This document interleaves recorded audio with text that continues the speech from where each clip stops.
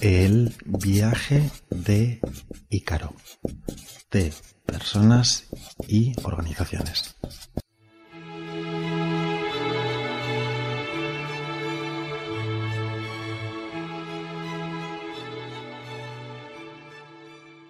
Hola viajeros, viajeras, bienvenidos a este segundo programa del podcast de viaje.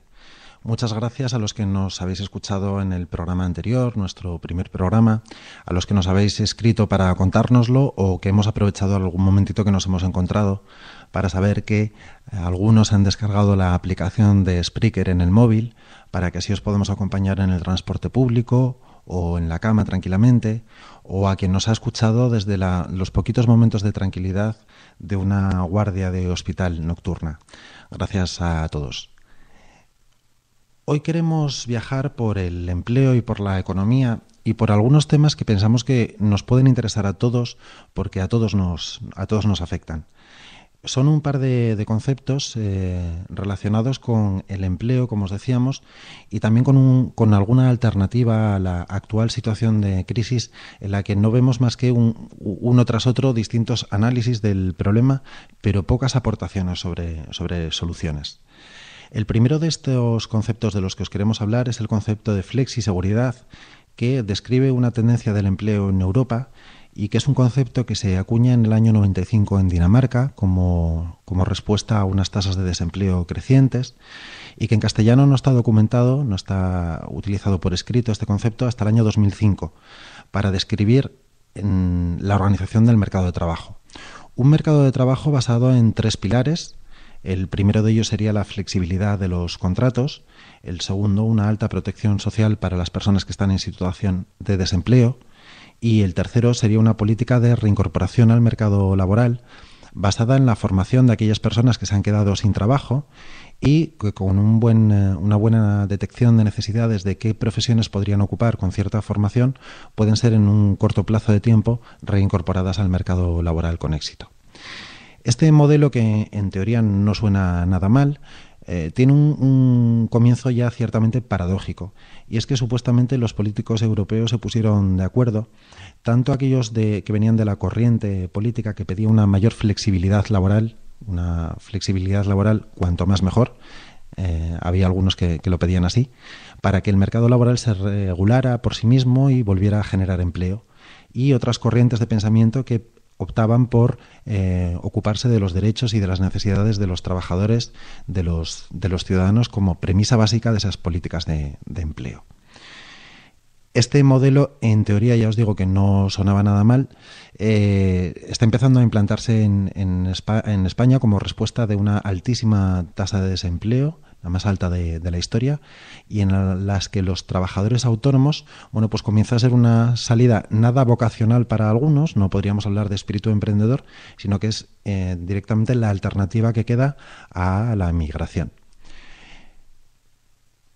Sin embargo, el régimen de trabajadores autónomos en España tiene peores condiciones en términos de derechos que los trabajadores por cuenta ajena. De forma que los trabajadores autónomos, que recordamos que soportan sus propias cuotas a la seguridad social, todas las herramientas y útiles de trabajo, el horario y el lugar de trabajo, etcétera, etcétera, tienen una relación muy temporal con las empresas y, por tanto, es posible que caigan rápidamente en una situación de riesgo de exclusión social en caso de desempleo. Por otro lado, no todas las personas tienen la capacidad, los conocimientos, ni siquiera la actitud para participar en el mercado laboral de esta manera, digamos, generando su propio trabajo y gestionando su propia actividad como si de una empresa se tratara. El segundo de los conceptos del que os queríamos hablar hoy tiene que ver con un modelo económico completo, un modelo sistémico, que respondería de forma global a una situación de crisis en la que podemos ver que este modelo no funciona. Es el llamado modelo del bien común, y que es un modelo completo en la medida que desde una filosofía, desde unos valores muy concretos en los que creo que todos podríamos estar de acuerdo, bajo el epígrafe del bien común, Da unos criterios de medición, de evaluación de las organizaciones sociales y en concreto de las empresas, para saber incluso cuáles son las políticas de personas que se tendrían que llevar a cabo para estar contribuyendo a ese bien común. Para profundizar en esta interesante materia, vamos a hablar con Ana Moreno, que es coordinadora para España, Centro y Sudamérica de la Economía del Bien Común, y profesionalmente ella ha sido consultora y es consultora y formadora en materia medioambiental y de responsabilidad social corporativa. Creo que os puede interesar mucho esta charla con Ana Moreno en unos segunditos.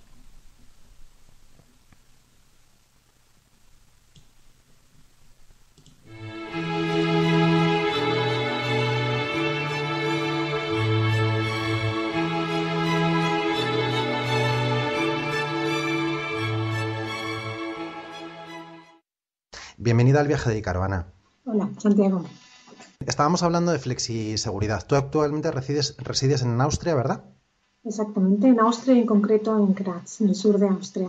¿Cómo se está notando esto en Austria, la implantación de este fenómeno llamado flexiseguridad? ¿En qué se nota en el día a día? Bueno, nosotros no lo conocemos con esta terminología. En nuestro caso, lo que es un fenómeno muy acuciante porque tiene una tendencia a crecimiento enorme. Cada vez hay más empresas, o sea, hay más personas que deciden tomar la decisión de ser autónomos, es decir, actualmente tenemos un 79% del tejido empresarial dentro de esta forma empresarial, o sea, el autónomo, lo que llamamos aquí empresas unipersonales. Y la tendencia, como te decía, es creciente porque cada vez más empresas buscan el que sus servicios y sus diferentes tareas sean realizadas de forma externa para que los costes sean minimizados al máximo posible y a su vez sean más flexibles en cuanto al tema de los diferentes contratos. Es decir, debido a la crisis, sobre todo el 2007, variaron muchísimo la carga de proyectos en grandes empresas y medianas empresas. Esto hizo que en un principio se despidiera personal, otra cantidad de personal se mandó a la formación, lo que llamamos aquí carencia de formación durante medio año, durante un año para no ser despedidos. Esto fue apoyado por el gobierno austriaco como medida, digamos, de superación de la crisis. Y por el otro lado, mucha gente pues optó por la opción de ser autónoma y esto fue una tendencia que ayudó un poco a superar en Austria quizás estos baches de encargos y de carencia, digamos, del volumen de producción que había en los años anteriores. Pero por otro lado, ha creado digamos, una especie de hábito, de costumbre que las empresas ya no quieren atarse, ya no quieren digamos, conformar un tejido tan denso como era anterior, con las obligaciones que tienen con los empleados fijos. Y por el otro lado, se ha subvencionado mucho también la formación a nivel personal y la facilitación de la creación de empresas, con lo cual, como te decía, se ha convertido en una tendencia también aquí en países como es en Austria y en Alemania. Uh-huh. Ana está hoy con nosotros para hablarnos de una propuesta de futuro y además de reciente creación, si no me equivoco, data del año 2010, y es la economía del bien común. ¿Qué es la economía del bien común, Ana? Bueno, la economía del bien común la denominamos nosotros como un modelo alternativo que está basado, digamos, en los valores fundamentales, los valores que realmente se recogen en casi todas las constituciones occidentales europeas y que intentan, digamos, dar un matiz diferente en la orientación, o sea, en la valoración de lo que serían las necesidades, o sea, para qué existe realmente en la economía, cuál es el fin de la economía, cuál es la metodología actual de la economía.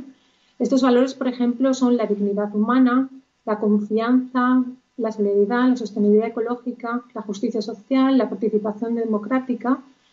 Y a su vez es un sistema que se basa en los valores positivos que realmente hacen posible las relaciones positivas interhumanas. Es decir, nosotros tendríamos la opción de promover valores que quizás, como son los actuales, como es, por ejemplo, el valor de la competencia o el valor de maximizar los beneficios. En este caso, nosotros hemos, digamos, desarrollado un modelo que lo que hace es apoyar que el desarrollo económico esté en compatibilidad con el desarrollo humano y el desarrollo social. La economía del bien común es un libro que también se publicó en España en junio del año 2012, que tiene un costo de unos 14 euros y que dice así en vuestra página web: nuestro consejo para llegar al libro, comprarlo en una librería o lugar más cercano para crear riqueza y puestos de trabajo locales. ¿Forma parte esta nota del espíritu de la economía del bien común? Sí, por supuesto. Es decir, nosotros damos mucha importancia a lo que es el desarrollo regional, por ejemplo, damos importancia a lo que es el factor humano como capital social, ¿no? Damos importancia a lo que son las relaciones humanas, como te he comentado, es decir, nosotros intentamos, en la medida de los valores que difundimos, también vivirlos. Tu opinión, ¿cuál es la conexión, si es que la hay, entre los clásicos programas de responsabilidad social corporativa que han tenido mucho auge en los últimos 20 años y el modelo sistémico de la economía del bien común? Sí, la relación sería, digamos, que lo que es la economía del bien común es un desarrollo más allá, sería lo que es una responsabilidad social corporativa 2.0, quizás. Este sistema de responsabilidad social corporativa que no cumplió los objetivos que se deseaban en un principio, que eran el despertar la conciencia de las empresas hacia la responsabilidad que tenían ellos a nivel social, no solamente frente a sus empleados, sino en todo el ámbito social de todos los grupos de contacto. Entonces, la economía del bien común lo que va más allá, ha conseguido, digamos, diferenciarse un poco dentro de la responsabilidad corporativa en cuanto a que tiene otras características que quizás la responsabilidad social corporativa no llegó a desarrollar en su día y que quizás desarrolla ahora con la nueva normativa eso, pero que en un principio ya ha perdido quizás un poco de credibilidad porque ha sido manipulada por departamentos de marketing y demás para mejorar simplemente la imagen de las empresas, pero no cumple con lo que un modelo de mercado realmente debería cumplir, que es la información simétrica y homogénea, ¿no? En el caso de la economía del bien común y en concreto en el caso de este balance del bien común que hablamos, entonces la diferencia básica es que es un sistema realmente holístico, es decir, todos los factores se tienen que tener en cuenta, tienen que ser medidos y valorados y desarrollados. Por otro lado, es medible, lo que la RSC no ha conseguido todavía, establece unos valores medibles. Es comparable, es decir, tenemos un sistema que puede ser comparado con cualquier empresa. De hecho, ya tenemos, el año pasado fue el primer año del balance del bien común. Fueron ya 60 empresas las que realizaron este balance del bien común de diferentes países y de todo tipo de sectores y de tamaños. Es decir, que ya se puede medir, ya se puede aplicar, se puede comparar. Por supuesto, es un sistema a desarrollar, es decir, tenemos la cuarta versión y aún van a aparecer más versiones hasta que llegamos al modelo maduro que en un final esperamos sea vinculante para cualquier empresa y sea obligatorio. Tenemos también la característica de que es algo público, es decir, yo tengo que hacer un informe y tengo que declarar públicamente cuáles son las aportaciones que yo hago al bien común como empresa u organización. Y esto es transparente, es decir, cualquier persona, cualquier consumidor puede ver cuál es mi puntuación y qué hago para obtener esta puntuación respecto a los diferentes indicadores. ¿Y qué beneficios tiene una empresa de tener una puntuación más alta o más baja en la medición de estos criterios que nos comentas? Solamente las empresas que aporten y que demuestren que trabajan de forma solidaria, de forma ecológica, que respetan, por ejemplo, los derechos humanos, estas empresas obtendrán una puntuación que irá, como te he comentado, desde 0 a 1000 puntos. Y cuanto más alta sea la puntuación, más facilidades tendrán ellos en la compra pública, por ejemplo, en conseguir contratas públicas. Los impuestos de valor añadido serán menores para aquellas empresas, para los productos de aquellas empresas que tengan una mayor puntuación del balance del bien común. Y además se prevé que vaya a haber también ventajas aduaneras, es decir, para que se pueda competir o para que estas empresas sean competitivas a nivel internacional y para que, por el otro lado, las empresas que no sean ecológicas, que no sean solidarias, que no respeten estos fundamentos básicos de derechos humanos, etcétera, estas no tendrán la posibilidad de competir en el mercado porque sus precios de los productos serán más altos porque tendrán otras cuotas de valor añadido diferentes. Nos quedamos entonces con la idea de que a medida que una empresa contribuye más al bien común, va a tener una serie de beneficios en el futuro, pues en cuanto a la relación con lo público, con los estados, con los impuestos, con la fiscalidad, etcétera, Y etcétera, ¿no? enumerándolo de nuevo, lo que prevemos son 5 beneficios concretos, lo que son lo que te comentaba, la tasa de IVA reducidas al producto o al servicio, lo que son las tasas de aduanas reducidas, también los créditos de interés, es decir, los bancos que puedan ver que esta empresa tiene un balance en común positivo, darán créditos a menor interés que a otras empresas que no lo tengan, pues simplemente por el hecho porque serán empresas que estarán mejor situadas también a nivel tendrán otras ventajas adicionales que harán que la empresa tenga mayor sostenibilidad a nivel empresarial, incluso sea más fiable y sea mejor considerada a ese nivel. También habrá, como te decía, una ventaja a la hora de la compra pública y lo que también es importante es que a nivel de cooperación a nivel de investigación universitaria, desde más se intentará cooperar entre empresas para fomentar el desarrollo de los estándares a nivel sectorial. Vamos a entrar ya en materia del balance del bien común, en concreto con una herramienta que se puede localizar en vuestra página web y que nosotros en el blog facilitaremos el enlace, que es la matriz del bien común 4.0, ¿no? Sí, exactamente. Pues en relación a uno de los grupos de contactos, así le llamáis, que son los agentes implicados en la empresa, que es el de los empleados, inclusive los propietarios, me gustaría que viéramos con los oyentes pues los 5 valores que evaluaríamos en la empresa y qué significa ese criterio. Por ejemplo, en el valor dignidad humana, nos dice la matriz que el criterio sería la calidad del puesto de trabajo e igualdad. ¿Qué significa, qué se mediría exactamente ahí, Ana? Bueno, ahí se medirían diferentes criterios en concreto. Por ejemplo, se mediría si el horario de trabajo es adecuado, es decir, que el horario de trabajo sea, por ejemplo, un horario de trabajo flexible que sea compatible con una vida familiar, es decir, lo que llamamos nosotros work-life balance, es decir, que la empresa posibilite que las personas que tengan familia, por ejemplo, puedan tener una jornada media, pero que no pierdan, digamos, lo que es la posibilidad de desarrollo profesional, que es lo que actualmente es un gran déficit a nivel social, es decir, la gente muchas mujeres, sobre todo en caso de mujeres, por eso se ha reducido tanto la natalidad, no se atreven a tener hijos porque saben que no tienen posibilidades de compatibilizar el trabajo con la familia. También los hombres les gustaría, por ejemplo, tomarse tiempo para dedicarse incluso a nivel de carencia, 6 meses, 9 meses, todos esos factores que se han tenido en cuenta. Uh -huh. También el tema de los discapacitados y desfavorecidos, es decir, las personas que tengan más dificultades para la opción de un puesto de trabajo que tengan también que sean consideradas de forma igualitaria y se promueva la inclusión en el mundo laboral. Por ejemplo, el tema de la salud psíquica, o sea, en cuanto al tema de burnout, que es una tendencia muy grande actual, sobre todo en países ya de gran desarrollo industrial, la gente, bueno, casi todas las semanas se oyen noticias de personas de management bastante bien posicionados que tiran la toalla, lo dejan todo y se van del trabajo porque no pueden aguantar esta tensión, esta presión que hay tan grande a nivel de rendimiento. Todos estos factores la empresa debería tener en cuenta, debería, por ejemplo, fomentar la formación de los empleados y sobre todo el medirlo de alguna manera, es decir, medir, por ejemplo, cuáles las posibilidades de codeterminación de sus empleados en cuanto a las actividades que realizan, en cuanto a la responsabilidad que ellos cojan, por ejemplo, en cuanto a los salarios. Uh -huh. El indicador en relación a los empleados que mediría la justicia social sería el reparto justo de la renta. ¿Cómo entendéis vosotros ese indicador?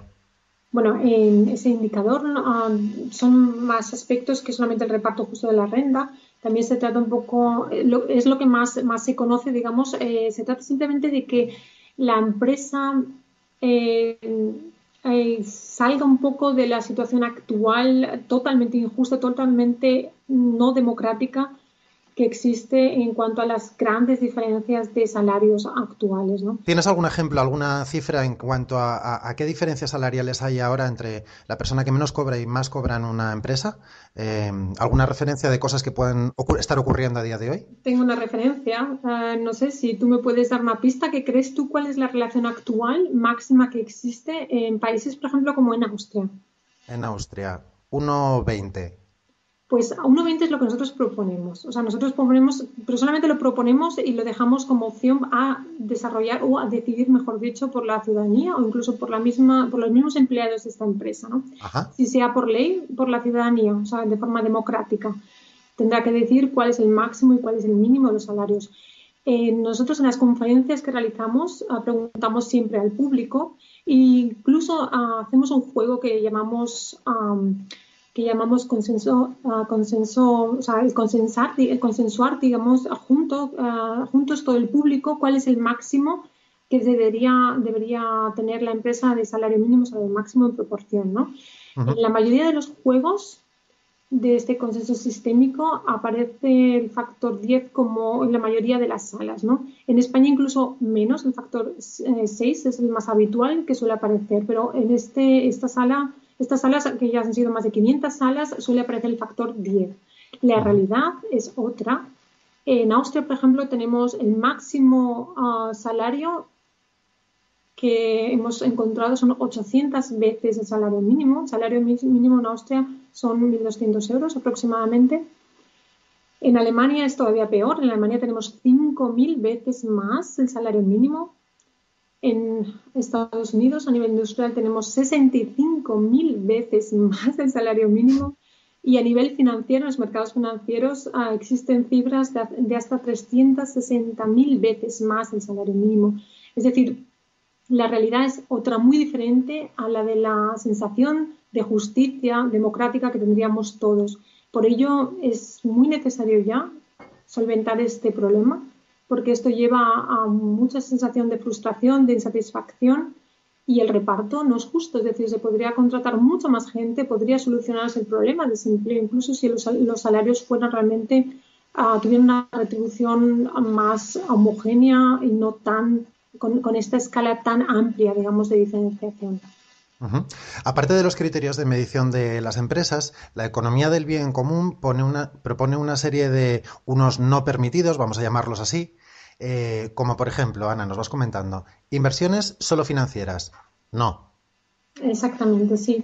Nosotros, por ejemplo, consideramos que los mercados financieros no deberían existir porque lo único que, o sea, no aportan nada al bien común, solamente son casinos para que la gente haga dinero, pero que hacen dinero a base en función de, pues eso, de extorsionar realmente otros mercados existentes que sí funcionan y que sí aportan algo al bien común.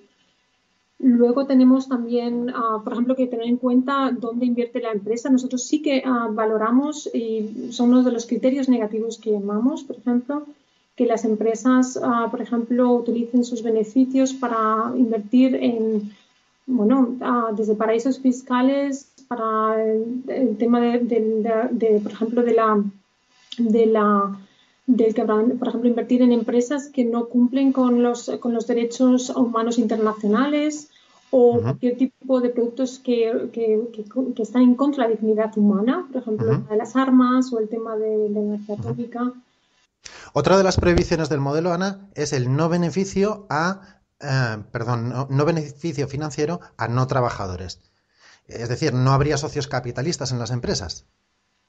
En un principio, quizás dependiendo si el socio capital estuviera jubilado, por ejemplo, si ya fuera una circunstancia en la cual no pudiera trabajar o por razones de salud, pero en un principio solamente el tener participación de una empresa y recibir un dinero por tener una participación sería cualificado de forma negativa. Y la razón es simplemente porque, bueno, se quiere aportar algo a la empresa, se quiere poder tener un rendimiento en función del trabajo, es decir, que las personas realmente tengan una parte activa, porque frente a las personas que trabajan también es una situación injusta. Quería preguntarte por otra también en concreto, que es la imposibilidad de donaciones a partidos políticos, algo que la legislación española ya formalmente prohíbe. Pero claro, tienen, pues, por ejemplo, sus fundaciones donde tranquilamente se puedan hacer las donaciones oportunas, ¿no? Sí, efectivamente, es algo básico, importante por el hecho simplemente de la manipulación de los intereses actuales, como está pasando, que realmente empresas muy grandes o empresas del sector financiero están modelando y regulando la economía en función de la influencia que realizan en la política, es decir, lo contrario a lo que debería ser realmente la economía, que la economía debería ser un sistema que fuera modulado y regulado por los ciudadanos o por el sistema democrático. y para cumplir con el objetivo real de la economía, que es el objetivo de, como todo el mundo sabe, de satisfacción de las necesidades básicas y el bienestar humano. En este caso es al contrario, y esto es uno de los factores también, la influencia debido al tema de los aportes también que se hacen a partidos políticos, que se debería prohibir tajantemente y se debería investigar más al detalle. La economía del bien común puede parecerles a unos utópico, a otros incluso una idea transgresora. Sin embargo, en el mismo vídeo de Christian Felber nos cuenta cómo en la Constitución de Baviera se habla de que toda actividad económica debe generar un bien común, ¿no? Si esto está en la Constitución, ¿por qué hemos conseguido tan pocos avances hasta ahora, Ana? ¿Qué es lo que ocurre? Bueno, no solamente en la Constitución de Baviera, en muchas constituciones, como te he comentado, por ejemplo, en la misma Constitución española, en el preámbulo, te dice que la nación española debe promover el bien de quienes la integran. Es decir, el problema fundamental ha sido que ha habido una concienciación de la creación de lo que es necesario para y además, de hecho, no es una cosa que haya surgido en los últimos años. Ya existen desde incluso de las épocas de los grandes filósofos como Aristóteles, ya se discutía el modelo económico de aquella época, ya se estaba planteando que el modelo económico debía servir al ser humano. El tema fundamental yo creo que es que ha faltado una aplicación práctica, es decir, las leyes no han, hay como una especie de hueco legal en el cual de lo que es el deseo constitucional de la soberanía del pueblo no se ha desarrollado una forma de aplicación que lo garantice y que vele por su aplicación realmente y que posibilite también que estos grandes valores o principios se lleven a la realidad, ¿no? Ahí ha faltado, digamos, lo que es una ley intermedia.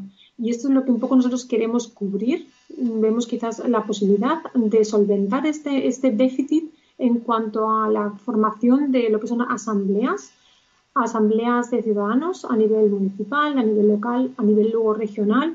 Uh-huh. Ana Moreno, formadora, consultora, coordinadora para España, Centro y Sudamérica de la Economía del Bien Común.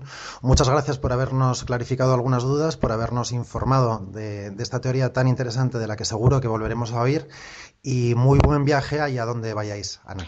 Muchas gracias a ti y animaros a todos a que participéis del proceso. Podéis echar un vistazo a nuestra página web y declarar vuestro apoyo como simpatizante de forma gratuita, sin ningún tipo de compromiso, para que finalmente seamos muchos. Ya tenemos unas 800 empresas que apoyan el sistema, tenemos a 2.000, creo que el último estándar era unos casi 3.000 particulares que apoyan, tenemos organizaciones que apoyan el sistema, hasta políticos y parlamentarios. Es decir, cada vez la legitimización del modelo ha de ser mayor y ha de ser puesto en la práctica, sobre todo por parte de las empresas y organizaciones.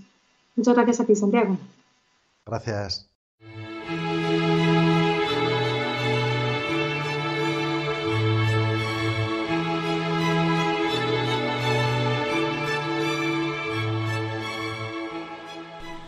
Te recordamos que en el blog tienes más información sobre esta red de la teoría económica del bien común, así como la forma de contacto.